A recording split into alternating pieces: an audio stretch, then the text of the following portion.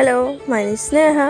তো আজকে ব্লগটা নিয়ে এসেছি। আজকে আমার বোন আর আমি ঘুরতে যাব আগরতলার মধ্যে।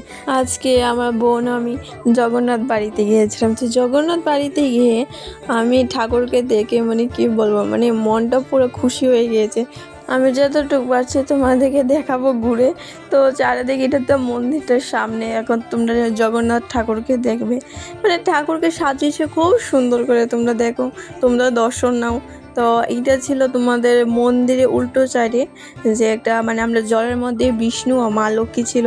মানে মা লক্ষ্মী আর বিষ্ণুকে খুব সুন্দর লাগছে। দেখো এখানে কীর্তন চলছে, যে মন্দির যে চারপাক মানে ঘুরে না, সে ঘুরে ঘুরে কীর্তন চলছে। এটাও এই জায়গাটা খুব সুন্দর, তোমরা আসবে, অবশ্যই আসবে। এটা ঘুরে যাও, তোমরা আগরতলার মধ্যে আসলে এটা ঘুরে যাবে মন্দিরটাকে।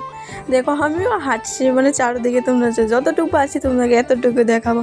তো আমরা দুনো বোন মিলে একটু দুষ্টামি করলাম কি, তো আমরা করছি। আর এখানে একটু পরেই কীর্তন শুরু হবে। তো আমরা দুনো বোন চল আমরা কীর্তনে যে কীর্তন দেখে আসি। তো আমরাও কীর্তনের মধ্যে করতে গিয়ে একটু শুনে আসলাম, মানে খুব ভালো লেগেছে, খুব ভালো লেগেছে।